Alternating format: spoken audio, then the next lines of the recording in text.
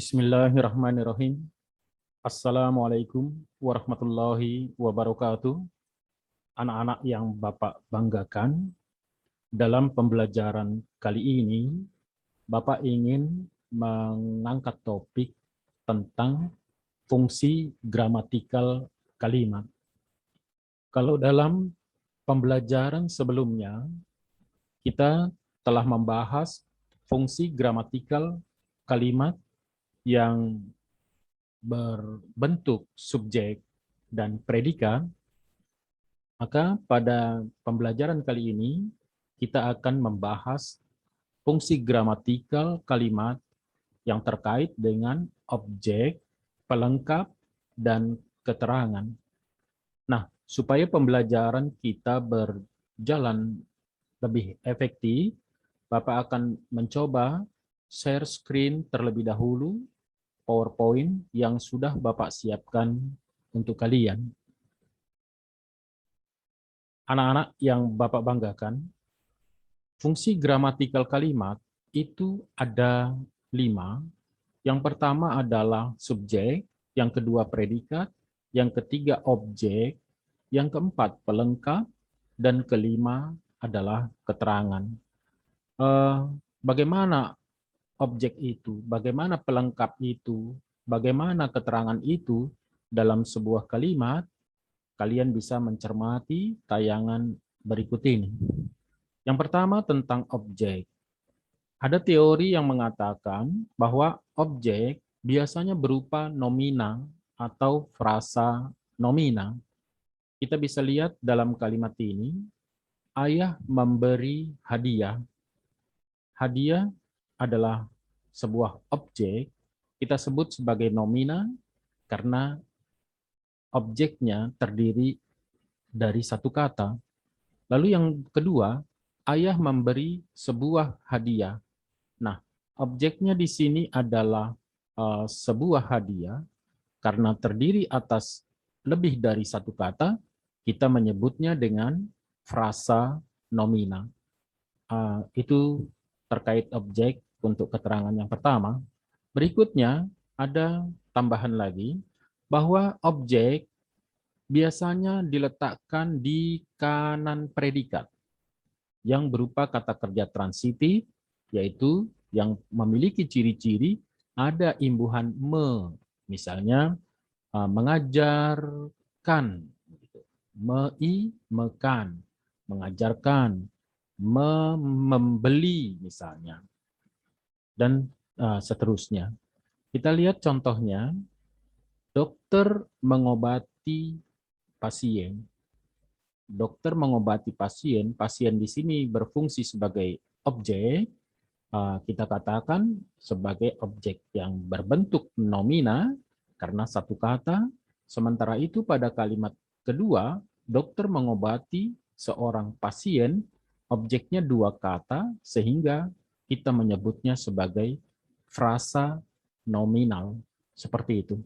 Berikutnya, yang ketiga, ciri objek yang lain adalah dapat menjadi subjek dalam kalimat pasif.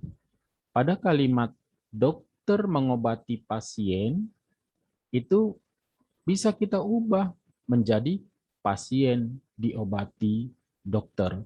Berarti pasien di sini benar merupakan objek.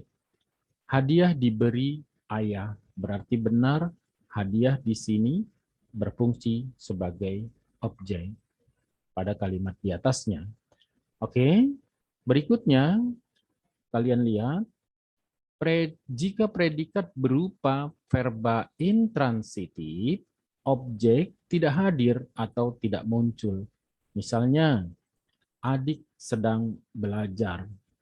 Nah, di sebelah kanan predikat sedang belajar, maka tidak ada objek karena verba berupa verba intransitif, yaitu sedang belajar. Jadi seperti itu keterangan tentang objek. Anak-anak yang Bapak banggakan, berikutnya tentang pelengkap.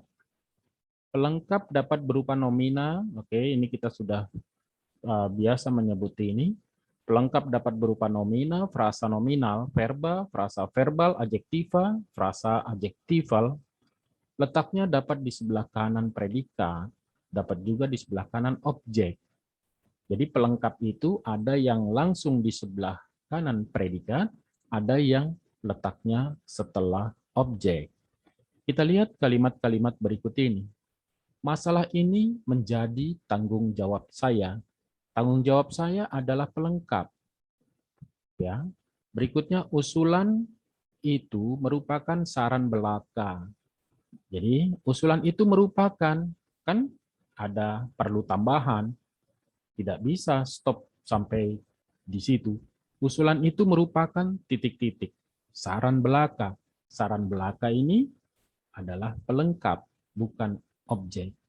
Lalu yang ketiga, putusan pengadilan berdasarkan, pasti ada titik-titiknya. Putusan pengadilan berdasarkan ketetapan MPR. Nah, ketetapan MPR di sini berfungsi sebagai pelengkap, bukan objek. Lalu yang keempat, dalam kalimat pasif, Lalita dimarahi ayahnya. Ayahnya berfungsi sebagai pelengkap. Karena sebenarnya Lalita dimarahi ayahnya, ini merupakan kalimat pasif dari sebuah kalimat aktif. Seperti itu. Berikutnya, yang terakhir, pada posisi setelah objek, Yanto menghadiahi kemenakannya komputer. Nah, kemenakannya adalah objek, komputer adalah pelengkap. Yang kedua, ibu membelikan ayah baju baru. Ayah di sini adalah objek, baju baru adalah pelengkap. Mereka menganggap gurunya pahlawan. Kalimat yang seperti ini, mereka menganggap gurunya pahlawan, gurunya adalah objek, pahlawan adalah pelengkap. Lalu yang terakhir, orang itu mengajari adik saya cara bernyanyi. Adik saya adalah objek, cara bernyanyi adalah pelengkap. Berikutnya, tentang keterangan. Keterangan ini sangat mudah. Biasanya keterangan itu tentang keterangan tempat, keterangan waktu, gitu ya, keterangan alat misalnya. Nomor 1, Tugu Monas berada di Jakarta. Di Jakarta adalah keterangan. Kampus kami menghadap ke timur laut. Ke timur laut adalah keterangan.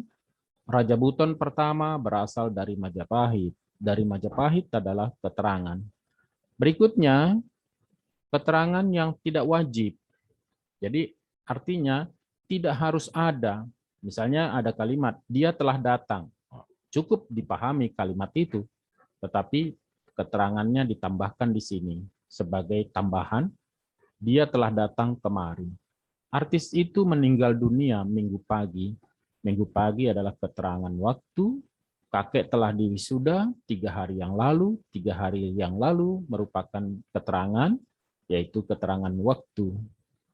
Nah, anak-anak yang Bapak banggakan, demikian penjelasan Bapak tentang fungsi gramatikal kalimat yang terkait dengan objek, pelengkap, dan keterangan. Untuk mengasah keterampilan kalian, menentukan fungsi objek, pelengkap, dan keterangan, kalian bisa mengerjakan lembar kerja yang sudah Bapak siapkan untuk kalian.